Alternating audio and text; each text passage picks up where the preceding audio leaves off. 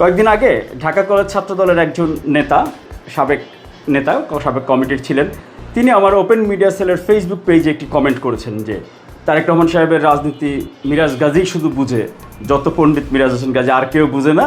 হ্যাঁ, উনি যত বোঝে, উনি শুধু এই জুলাই আন্দোলনে তারেক রহমানের ভূমিকা, এই বিষয়গুলো বারবার উনি খালি প্রচার করার লাগে, উনি আর কেউ চায় না, আর কেউ জানে না বিএনপির, উনিই খালি জানে, এরকম কমেন্ট লেখছে আর কি। বিএনপি বোঝে না, তুমি যত বুঝো, এরকম। এটা কিন্তু বলা বলি করে কেউ কেউ, আমি জানি। এই জায়গাতে আমি একটু আসলে একটা বিষয় আপনাদেরকে একটু জানাতে চাই। ফাহাদ, একটু আমাকে ইয়াটা দেওয়া তো, একটু ফটো, আমাদের কার্ডটা, একটা জিনিস একটু দেখাই। হ্যাঁ,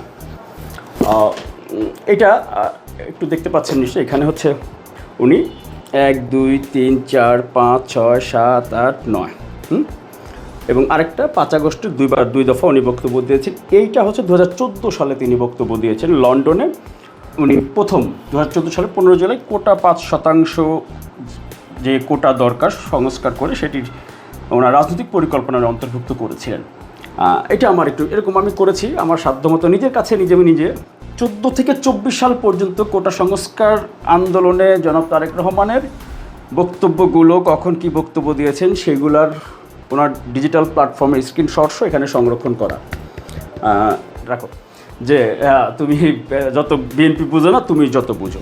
আসলে কি বিএনপি কি চাইতো কিনা বা চায় কিনা, বা মিরাজ হোসেন গাজীকে আসলে কি বাড়াবাড়ি করতেছে কিনা, বা তারেক রহমান সাহেব কি মনে হয় চায় না, তাই না, ওনার এই অবদানগুলো, এই ভূমিকাগুলো প্রচার হোক, এরকম, তাই না? এটা তো স্বাভাবিক।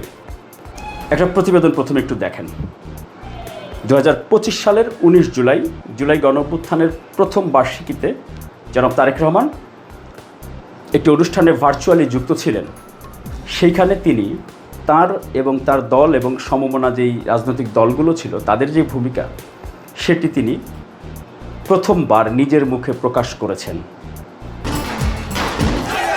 কোটা সংস্কার থেকে ফ্যাসিবাদ পতন আন্দোলনে বিএনপি সহ গণতান্ত্রিক দলগুলোর রাজনৈতিক কৌশলের অজানা অধ্যায় প্রথমবার প্রকাশ করলেন বিএনপির ভারপ্রাপ্ত চেয়ারম্যান তারেক রহমান। ছাত্র জনতার রক্তক্ষয়ী আন্দোলনকে ফ্যাসিস্ট পতনের এক দফা আন্দোলনে পরিণত করে ফ্যাসিস্টের পতন নিশ্চিত করতে বিএনপি সহ দেশের সকল গণতান্ত্রিক দলগুলোর পরিকল্পনা এবং কৌশল অবলম্বন করেছিল দলগুলো।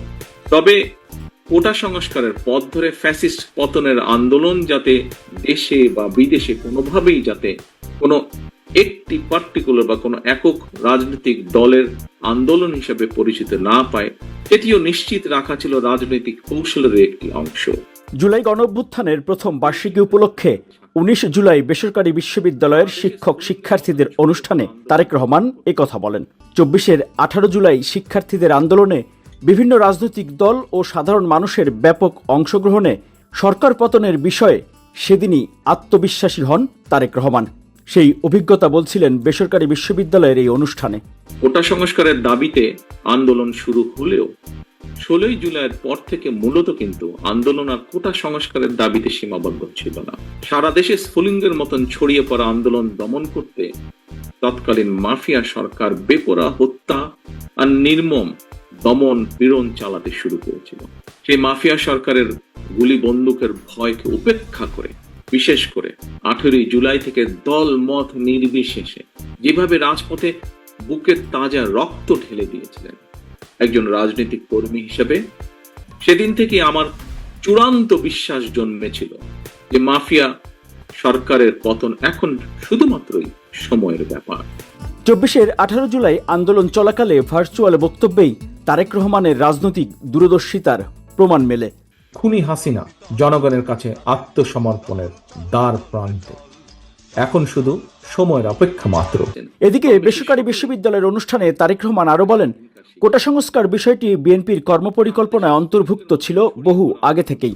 আপনাদের হয়তো কারো কারো স্মরণ আছে, তারপরেও আমি বলতে চাই 2014 সালে 15 জুলাই লন্ডনে বিএনপি আয়োজিত এক আলোচনা সভায় সেই বক্তব্যেই তখন আমি বলেছিলাম, বিএনপি মনে করে জনগণের রায় বিএনপি রাষ্ট্র পরিচালনার সুযোগ পেলে চাকরিতে কোটা পদ্ধতিটি 56% থেকে কমিয়ে পরিবর্তন করে 5% নামিয়ে আনবে বা আনার পরিকল্পনা রয়েছে।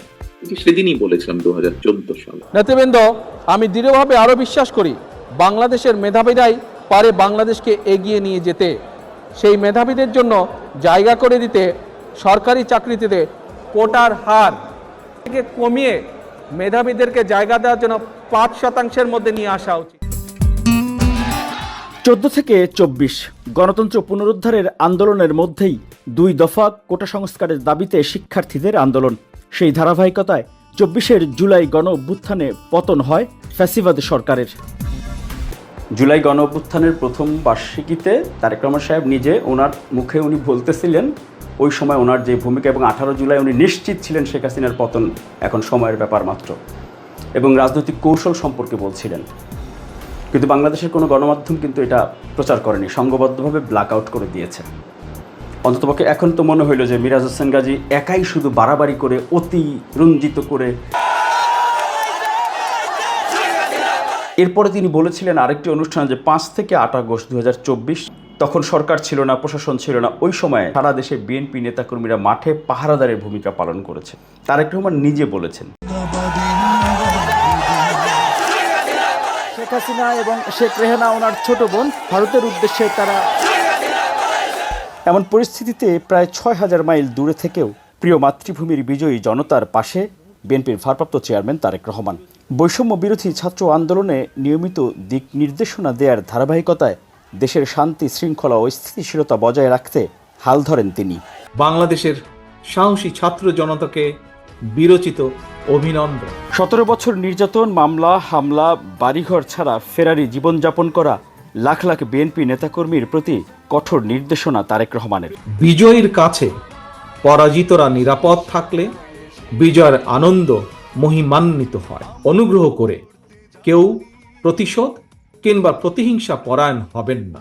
কেউ নিজের হাতে দয়া করে আইন তুলে নেবেন না। সেদিন আপনারা আইন শৃঙ্খলা বজায় রেখেছিলেন। তারেক রহমান সেই 5 আগস্ট থেকে 8 আগস্টের স্মৃতিচারণ করছিলেন না নেতাকর্মীদেরকে। আপনাদের নিশ্চয়ই মনে আছে, বেশি দিন আগের কথা না, স্বৈরাচার পালিয়ে যাবার পর দেশে কিন্তু 3 দিন কোনো সরকার ছিল না বলতে গেলে।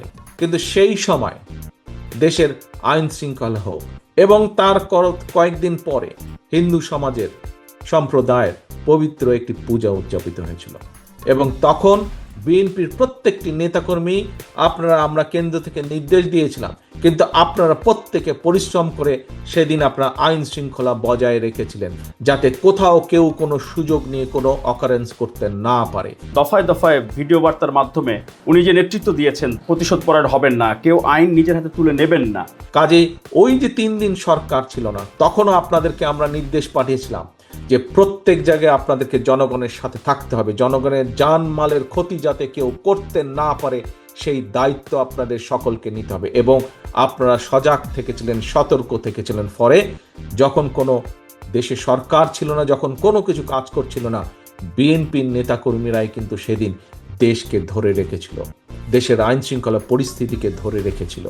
কাজে প্রিয় সহকর্মীবৃন্দ, আপনাদের সেই দায়িত্ব আজও শেষ হয়ে যায়নি। সেই খবরটিও গণমাধ্যম ব্ল্যাক আউট করে দিয়েছে। অর্থাৎ জুলাই গণ অভ্যুত্থানের ইতিহাসের সঙ্গে বিএনপি এবং তারেক রহমানের কোনো অংশীদারিত্ব বা অংশগ্রহণ যেন না থাকে, গণমাধ্যমগুলো সংঘবদ্ধভাবে এই কাজগুলো করেছে। জুলাই গণ অভ্যুত্থানে বাংলাদেশে যে তারেক রহমানের ভূমিকা কি, এটা নিয়ে বাংলাদেশের কোনো গণমাধ্যমে কোনো রিপোর্ট বা প্রতিবেদন নাই। এটা কিন্তু আমি বলি বিভিন্ন সময়, এটা অনেকের কাছে হাস্যকর মনে হয়, তাই না, যে কোনো গণমাধ্যমে নাই মিরাজ হোসেন গাজী তুমি কি একা সাংবাদিকতা বোঝো কিনা বা এটা সেটা। বাংলা ভিশনে 2025 সালের 8 ফেব্রুয়ারি 23 মিনিট একটি প্রামাণ্যচিত্র প্রচার হয় টেলিভিশনে রাত 8:10 ওই প্রামাণ্যচিত্রটা বাংলা ভিশনের ইউটিউব চ্যানেলে এখনও আছে। 2.2 মিলিয়ন প্লাস মানুষ দেখেছে। কমেন্টগুলো আমি দেখি মাঝে মাঝে, আমি লিঙ্কটা চেষ্টা করবো শেয়ার করে দেওয়ার জন্য, দেখবেন। 4 থেকে 5 মাস আমার নিজের দিন রাত অফিস করছি, অফিসের ফাঁকে যখন সুযোগ পাইছি তখন আমি এটা নিয়ে গবেষণা করা, অনুসন্ধান করা, ফুটেজ সংগ্রহ করা, তথ্য যাচাই বাছাই করে এরপরে 23 মিনিটের একটি ডকুমেন্টারি, যেটা টেলিভিশনে প্রচার উপযুক্ত। আমার অফিসের অ্যাসাইনমেন্টও না, কারো কোনো অ্যাসাইনমেন্ট না, কারো কিছু না, ওপেন মিডিয়া সেল।